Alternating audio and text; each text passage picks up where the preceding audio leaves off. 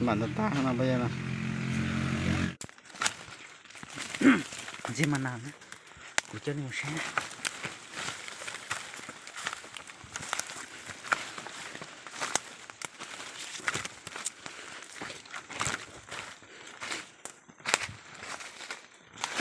chân cái lá chính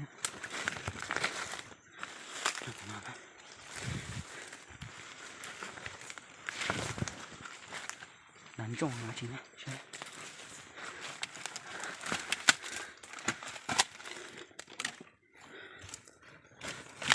难种呢。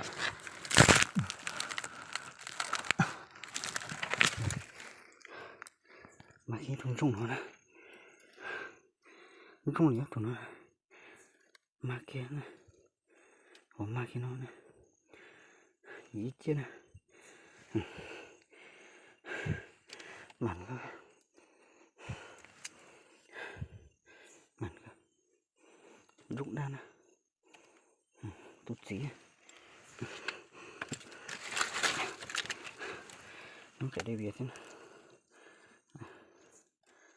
mặn tắt à, mặn, đây khi thùng trồng này, tí, này, cái gì vậy của mình á. Nó chỉ mua cái thì linh mạch nó này lo cái nó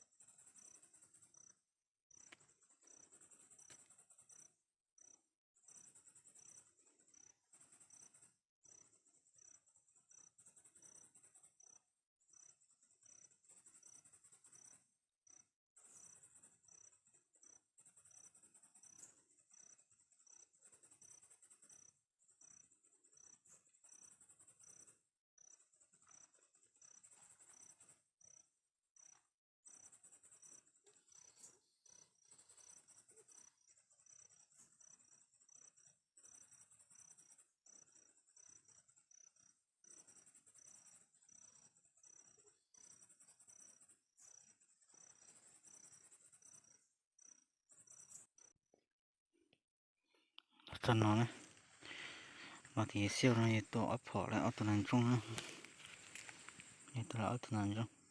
nuôi xí nó cái đây việc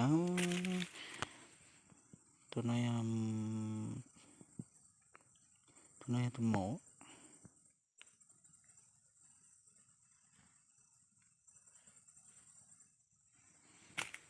chung trên mấy trăm miền là cổ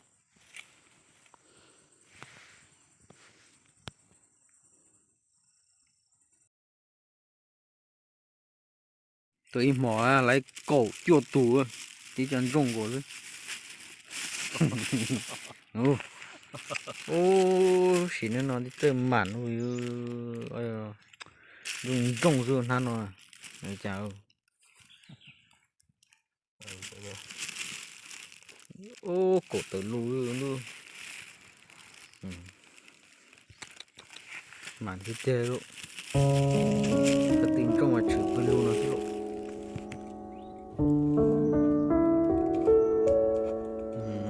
toàn trong ta chế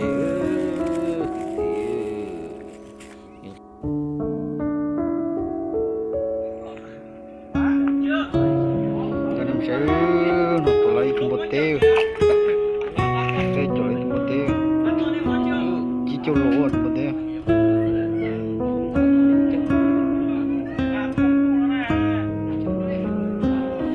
chả bao nhiêu lần phá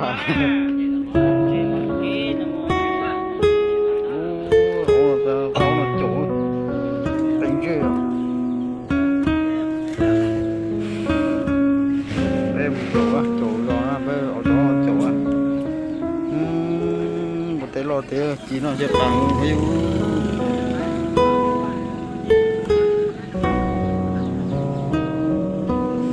chỉ nó bằng thế